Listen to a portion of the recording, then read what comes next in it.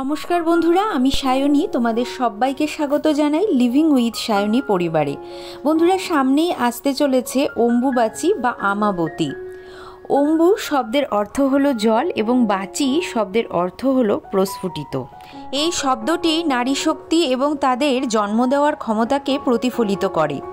প্রতি বছরই আষাঢ় মাস বা ইংরেজির জুন মাসে মা কামাখ্যা হন ঋতুমতী। এর সাথে সাথে ধরিত্রীও ঋতুমতী হন। অম্বুবাচী যোগ উৎসবের সময় মা ভগবতীর গর্ভগৃহের দরজা আপনা আপনি বন্ধ হয়ে যায় এবং তার দর্শনও নিষিদ্ধ থাকে। দেবীর 51টি সতীপীঠের মধ্যে অন্যতম হল মা কামাখ্যার মন্দির। এই সময় 4 দিনের জন্য দেবীর গর্ভগৃহের দরজা বন্ধ থাকে এবং সেইখানে অন্তর্দীপ জ্বলতে থাকে। অম্বুবাচী শুরু হওয়ার ঠিক আগে মায়ের মহামুদ্রার চারপাশে একটি সাদা রঙের কাপড় পেতে দিয়ে আসা হয় এবং যেদিন অম্বুবাচী সমাপ্ত হয় সেদিন দেখা যায় এই কাপড়টি লাল বর্ণের হয়ে গেছে এবং তখন প্রসাদ হিসাবে এই কাপড়ের টুকরো সমস্ত ভক্তবৃন্দের মধ্যে ছড়িয়ে দেওয়া হয়। মনে করা হয় এতে ভক্তর সমস্ত মনোবাঞ্ছা মা পূর্ণ করেন। আবার একাধারে মনে করা হয় যে এই সময় মা ধরিত্রীও ঋতুমতী হন, তাই এই সময় হলকর্ষণের মতন কাজ বা যাত্রা বন্ধ রাখা হয়। বর্ষার জল সিঞ্চন করে ধরিত্রী উর্বর হয়ে ওঠে এবং তার জনন ক্ষমতা অত্যধিক বেড়ে যায়। তো চলো বন্ধুরা, দেখে নেওয়া যাক অম্বুবাচীর সময় আমরা বাড়িতে কি করে মা আদ্যাশক্তি মহামায়ার সেবা আরাধনা করব এবং তার সাথে সাথে এই বছরের অম্বুবাচীর সঠিক সময়সূচি। তাছাড়াও জেনে নেব যে অম্বুবাচীতে আমরা কি কি করব এবং কি কি করব না।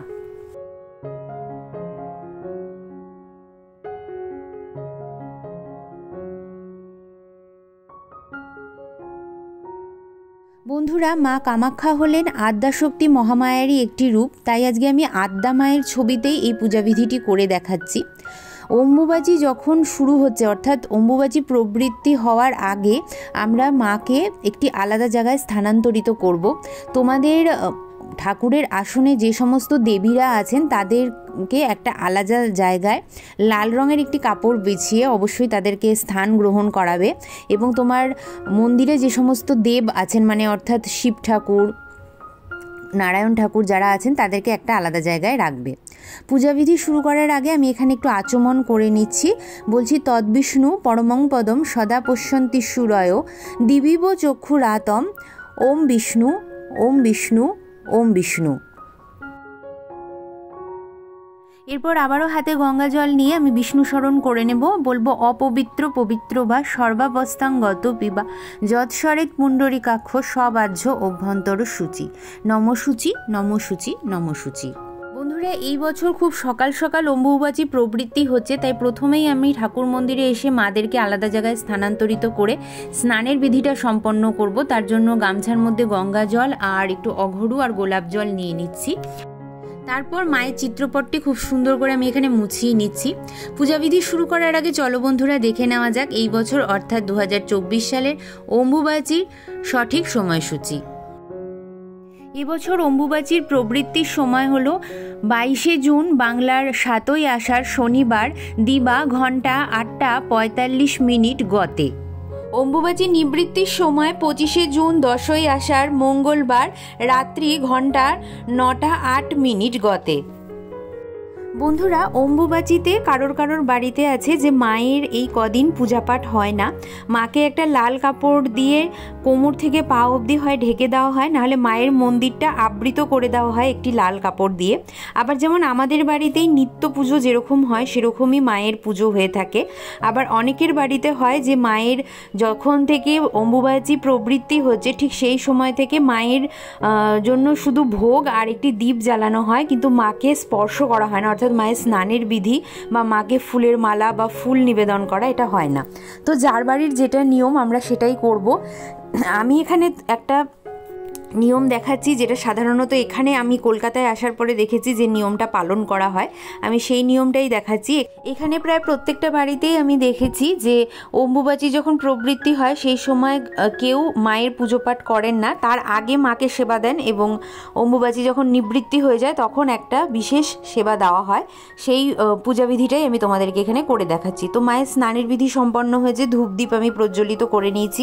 মায়ের সিঁথিতে সিঁদুর দিয়ে আমি তারপরে মায়ের ললাটেও একটু লাল চন্দনের তিলক করে দিচ্ছি। তারপরে দেখো মাকে আমি এখানে একটি সুন্দর করে ফুলের মালা পরিয়ে দিচ্ছি। এখানে আমি অম্বুবাচীর কিছু নিয়ম বলছি বন্ধুরা। যখন অম্বুবাচী চলে সেই সময় আমরা সবাই দুধ দিয়ে থাকি, বা অনেকের বাড়িতে থাকি দুগ্ধ পান করা হয় সর্প ভয় থেকে নিবারণের জন্য।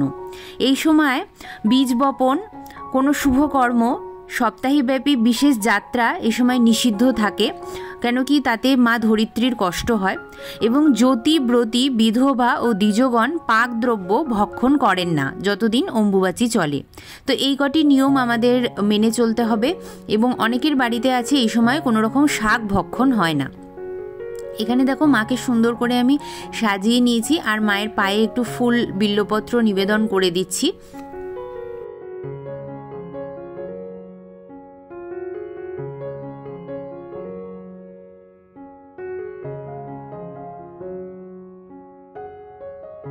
এরপরে আমরা মায়ের কিছু ভোগের ব্যবস্থা করেছি। তো এখানে আমি আজকে গুড় বাতাসা দিয়ে ভোগ দিচ্ছি। আসলে নিত্যদিনের পুজোতে আমরা গুড় বাতাসা বা মিছরি, নকুলদানা এই সমস্তই দিয়ে রাখি, আর অবশ্যই জল দিচ্ছি। তোমরা চাইলে এখানে ফল মিষ্টিও দিতে পারো, কেউ কিছু যদি এই দিন আয়োজন করতে পারো। তবে এবার অম্বুবাচী যেহেতু একদম সকাল সকাল, যতটুকুন সম্ভব হবে ততটুকুনি মায়ের জন্য তোমরা জোগাড় করবে। আর এখানে দেখো আমি ভোগ নিবেদন করে দিচ্ছি মাকে। বন্ধুরা এখানে আমি ভোগ নিবেদন করে দিয়েছি। এরপরে যখন অম্বুবাচী প্রবৃত্তি হবে সেই সময়টায় আমরা কি করব, মায়ের কাছ থেকে অনুমতি নিয়ে আমরা মায়ের ভোগটা তো নামিয়ে নেব কিছুক্ষণ বাদে। আর এখানে দেখো একটা নতুন আমি লাল রঙের শালুর কাপড় নিয়েছি। এই শালুর কাপড়টা দিয়ে আমি মাকে আবৃত করব। তো যখন আবৃত করবে, এই আবৃত করার একটা নিয়ম আছে, চলো আমি তোমাদেরকে দেখিয়ে দিই। এখানে দেখো মায়ের পায়ের যে ফুলগুলো আছে সেগুলো আমি এখান থেকে নামিয়ে নিচ্ছি। আর এই যে মায়ের কোমর যেটা আছে, কোমর থেকে মানে শাড়িটা যেখান থেকে মা পরেছে, এই কোমর থেকে পা অবধি আমি লাল কাপড় দিয়ে আবৃত করে দেবো।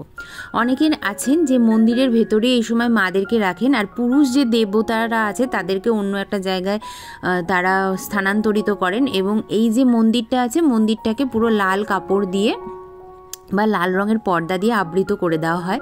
তো সেটাও তোমরা করতে পারো। আর না হলে তোমরা যদি মাকে আলাদা জায়গায় স্থানান্তরিত করো তাহলে এইভাবে মায়ের কোমর থেকে পা অবধি তোমরা লাল কাপড় দিয়ে ঢেকে দেবে। চলো দেখাই কীরকম লাগছে মাকে। তো এই যে ঠিক এইরকমভাবে ঢেকে দেবে। মায়ের গলায় একটা মালা পরিয়ে রাখতে পারো, বা যদি তোমাদের মনে হয় যে না পরাবে না তাহলে সেটাও খুলে দিতে পারো। আর মায়ের মন্দিরে কিন্তু এরকম একটা প্রদীপ জ্বালিয়ে রাখতে পারো। তো এইভাবে মা 4 দিন এখানে থাকবেন, এবং 4 দিন পরে নিবৃত্তির সময় আমরা কি করছি চলো দেখে নেওয়া যাক। অম্বুবাচী নিবৃত্তির দিন প্রথমেই আমরা আসবো, এসে মাকে একটু পরিষ্কার করাতে হবে।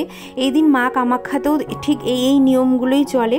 তো দেখো এখানে যে মায়ের লাল কাপড়টা আছে, প্রথমে আমি এই লাল কাপড়টা সরিয়ে নেব, এবং মা যেই পাটাটাতে বসে আছেন সেই পাটার এখানে আমি কাপড়টা তোমাদেরকে চেঞ্জ করে দেখাচ্ছি। তোমরা মন্দিরের মাকে যদি রাখো তাহলে মন্দিরের মায়ের যে কাপড়টা থাকবে সেটা চেঞ্জ করে দেবে।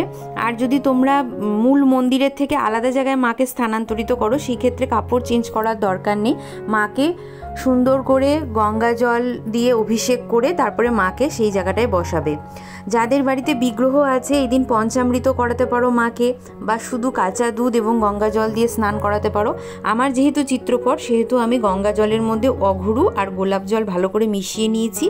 এরপর গামছার মধ্যে এই জলটা নিয়ে আমি সুন্দর করে মায়ের যে চিত্রপটটি আছে সেটা সুন্দর করে মুছিয়ে নেব। বারবার বলছি বন্ধুরা, নিয়মটা শুনে নাও। যেখানে তোমরা মন্দিরে যদি তোমরা মাকে রাখো তাহলে মায়ের মন্দিরের বসার যে চাদরটা থাকে সেই চাদরটা চেঞ্জ করবে। তো এখানে দেখো আমি মাকে সুন্দর করে স্নানাভিষেক করিয়ে নিচ্ছি।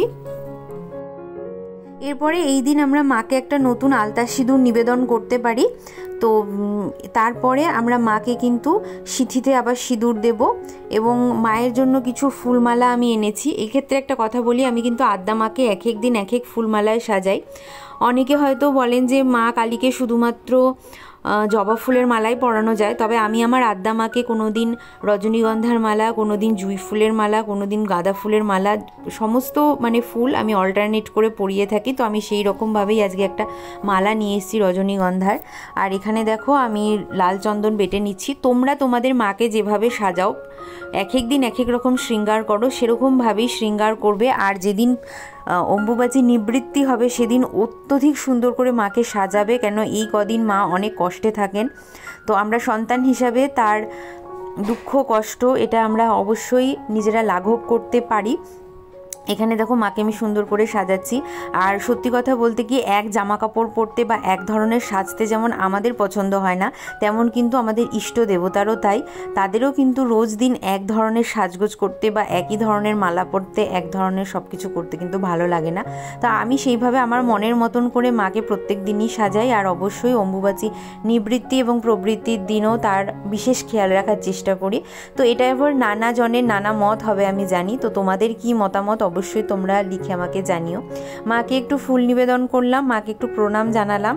আর এখানে দেখো আমি 3 রকমের ফল নিয়েছি। আমি এখানে গোটা ফল নিয়েছি, তোমরা মাকে কুচিয়েও ফল দিতে পারো, এছাড়াও তোমরা মিষ্টান্নও দিতে পারো। রোজকার পুজোতে আমাদের বিশেষ কিছু আয়োজন সত্যি কথা বলতে কি থাকে না, তো যেটুকুন থাকে সেই হিসাবেই আমরা মায়ের ব্যবস্থা করব এই দিন। আর তারপরে মাকে জল নিবেদন করছি। এরপরে আমরা ধূপ দ্বীপ দিয়ে সুন্দর করে মাকে আরতি করব। বন্ধুরা, মা কামাখ্যার মন্দিরেও কিন্তু এই ধরনেরই এইভাবেই পুজো হয়ে থাকে। মাকে কিন্তু যেদিন অম্বুবাচী নিবৃত্তি হয় সেদিন কিন্তু সুন্দরভাবে মায়ের সেবা আরাধনা করা হয়ে থাকে ঠিক এইভাবেই। তো আমরা এখানে এখন আরতি করে নিচ্ছি বন্ধুরা।